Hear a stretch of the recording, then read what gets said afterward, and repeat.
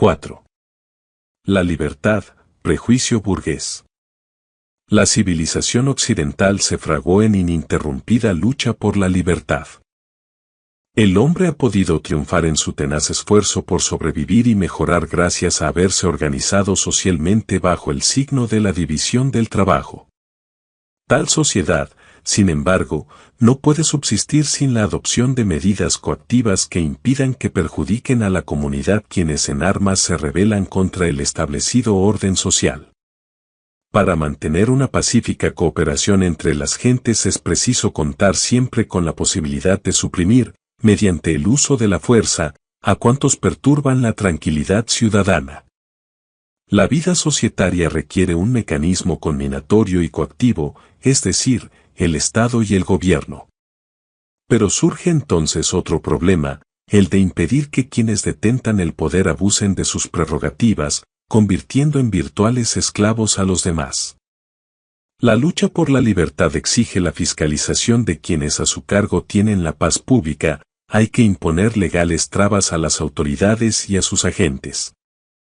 La libertad individual, en su aspecto político, significa seguridad contra la actuación arbitraria de quienes dirigen el aparato represivo estatal. El concepto de libertad ha sido siempre una idea genuinamente occidental. Orientales y occidentales se diferencian fundamentalmente en que aquellos jamás buscaron ni, de verdad, amaron la libertad individual. Gloria imperecedera de la antigua Grecia es el haber sido la primera agrupación humana que advirtiera la trascendencia social de instituciones garantizadoras de la libertad. Recientes investigaciones parecen indicar que la filosofía griega había tenido ya precedentes orientales. Pero el concepto moderno de libertad nace en las antiguas ciudades helénicas. Su filosofía fue adoptada por Roma, quien la transmitió a Europa, pasando posteriormente a América.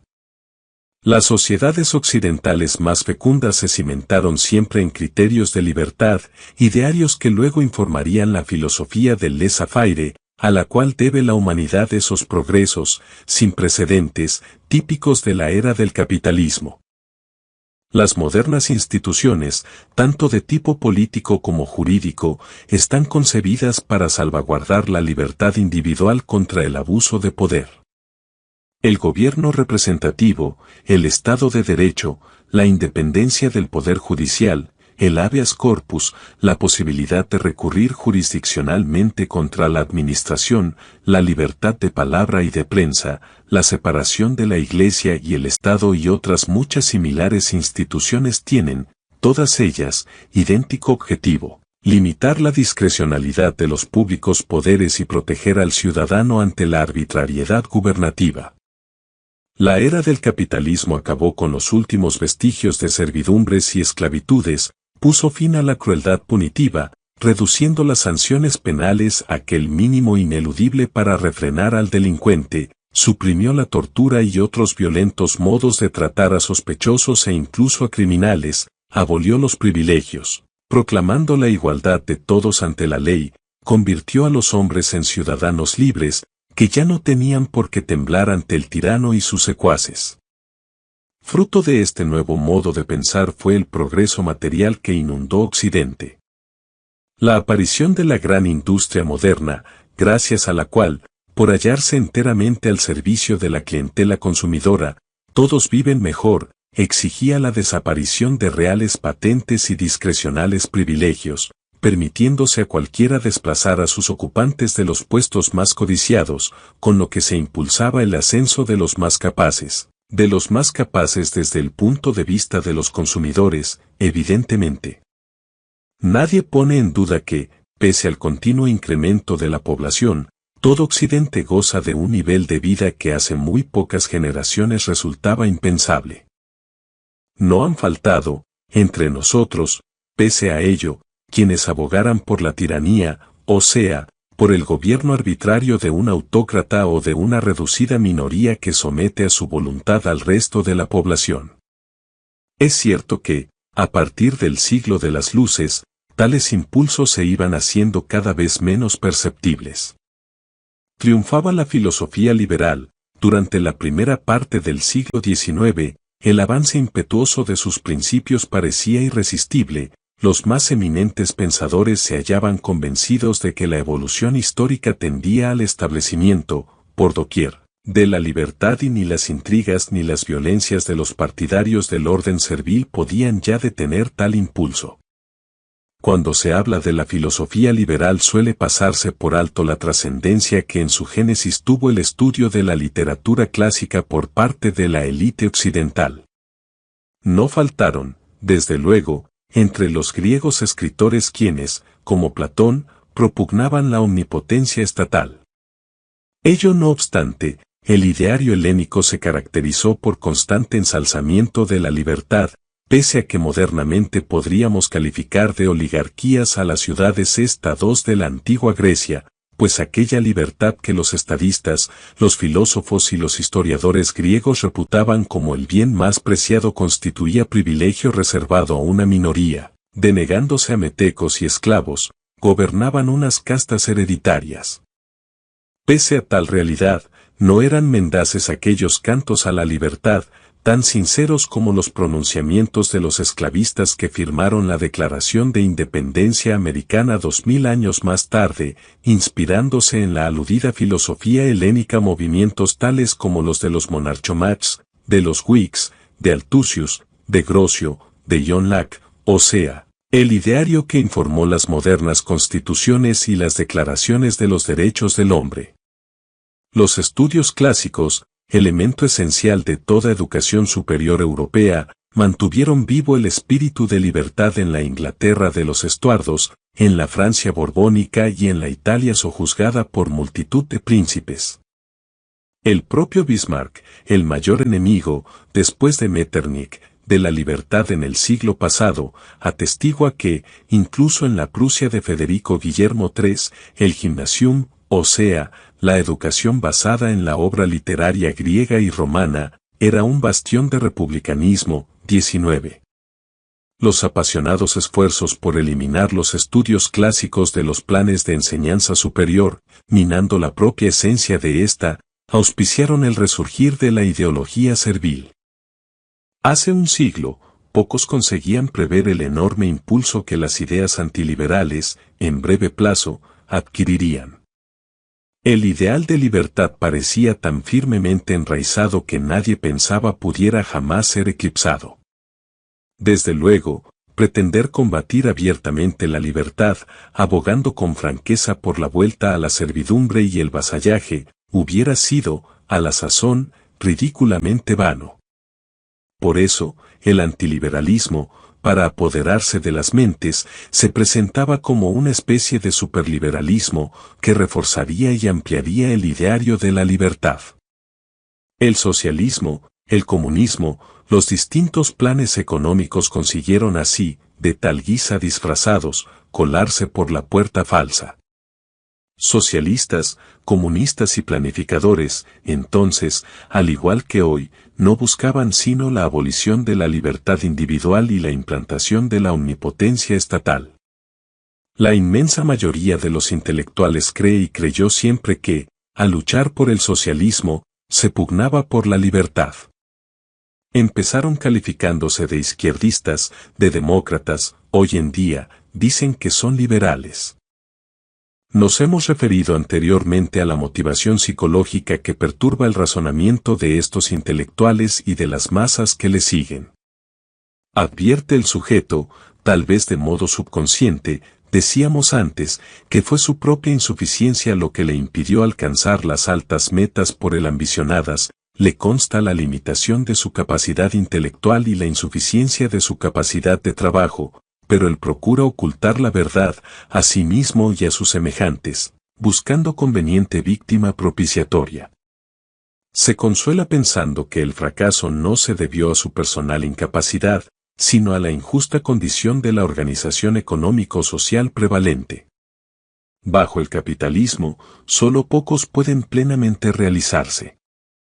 La libertad, bajo el laissez-faire, únicamente la alcanza quien tropieza con milagrosa oportunidad o dispone de dinero suficiente para comprarla. El Estado, por tanto, debe intervenir, imponiendo justicia social. Piden la intervención estatal para que les retribuya a ellos, no con arreglo a su personal mediocridad, sino según sus necesidades. Las gentes de juicio poco claro, de corta inteligencia, fácilmente son víctimas de la ilusión de creer que la libertad podrá sobrevivir bajo un régimen socialista. Mientras tal pensamiento se limitaba a vanas charlas de cafó, la cosa no tenía importancia. Pero ahora ya no se puede fantasear, la experiencia soviética ha patentizado cuáles son las condiciones de vida en la comunidad socialista.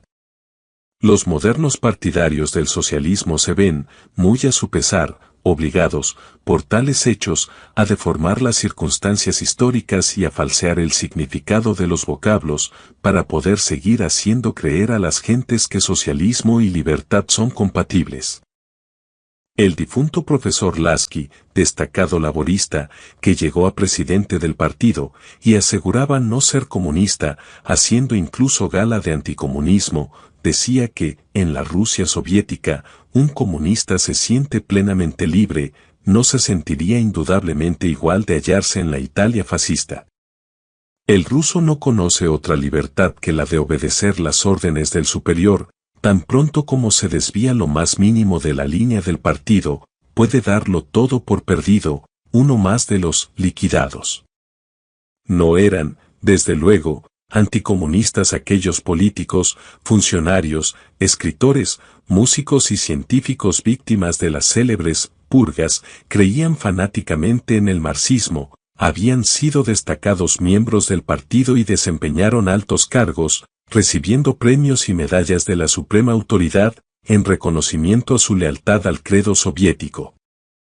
El único delito en que incurrieron consistió en no haber sabido adaptar a tiempo sus pensamientos y actividades, sus escritos y composiciones, al último cambio de las ideas y gustos de Stalin.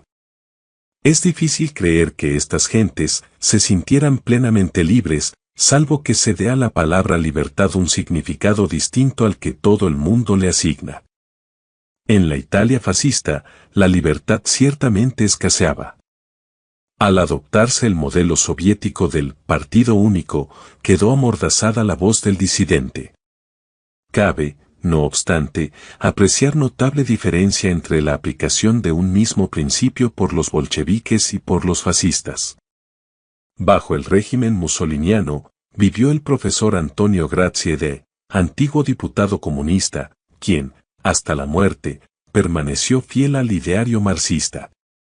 Recibió del gobierno, a su jubilación, la pensión que, como catedrático, le correspondía y pudo suscribir y publicar, en las editoriales italianas más prestigiosas, libros de pura ortodoxia comunista. La opresión fascista, en este caso, ciertamente, no fue tan señalada como la que abatió a aquellos camaradas rusos, quienes, en opinión de Lasky, gozaban de plena libertad. Complacía al profesor Lasky repetir la perogrullada de que, en la práctica, libertad significa libertad dentro de la ley. Y añadía que el objeto de la ley es garantizar aquella forma de vida que prefieren quienes controlan el gobierno. Y tiene razón, para eso, ciertamente, están las leyes del orden liberal, se procura, en efecto, mediante la norma legal, proteger el sistema contra quienes intentan encender la guerra civil o derribar, apelando a la violencia, al gobierno establecido. Incurre, por el contrario, en grave error el profesor cuando agrega que, bajo el capitalismo, la libertad se conculca y desaparece en cuanto los pobres pretenden alterar de modo radical los derechos de propiedad de los ricos. Tomemos el caso de Karl Marx, el gran ídolo de Lasky y sus seguidores. Cuando, en 1848 y 1849, organizó y dirigió la revolución, primero en Prusia, y, después, en otros estados alemanes, por su condición legal de extranjero, fue desterrado, con su mujer e hijos y una criada, trasladándose, primero, a París y, después, a. Más adelante, cuando volvió la paz y se amnistió a los instigadores de la fracasada revolución, regresó, una y otra vez, a Alemania. No era ya proscrito exiliado, él, sin embargo, libremente decidió establecer su hogar en. Nadie le molestó cuando, 1846, fundó la Asociación Internacional de Trabajadores, cuyo declarado objeto era preparar la gran revolución mundial. Nadie detuvo sus pasos cuando, gestionando en favor de dicha agrupación, se desplazaba por Europa. No tropezó con dificultades para escribir y publicar libros y artículos que, por emplear la propia dicción del profesor Lasky, pretendían alterar de modo radical los derechos de propiedad de los ricos. Y murió tranquilamente en su casa de Londres, 41, Maitland Park Road, el 14 de marzo de 1883. O tomemos el caso del propio Partido Laborista inglés. Sus esfuerzos por alterar de modo radical los derechos de propiedad de los ricos no fueron obstaculizados, como bien constaba al profesor Lasky, con medida alguna contraria a la libertad. Marx, el rebelde, pudo vivir, escribir y abogar por la revolución, con plena tranquilidad, en la Inglaterra victoriana, del mismo modo que el Partido Laborista practicó toda clase de actividades políticas, sin traba alguna, en la época postvictoriana. La Rusia soviética, por su lado, no tolera la más mínima oposición. He ahí la diferencia entre libertad y esclavitud.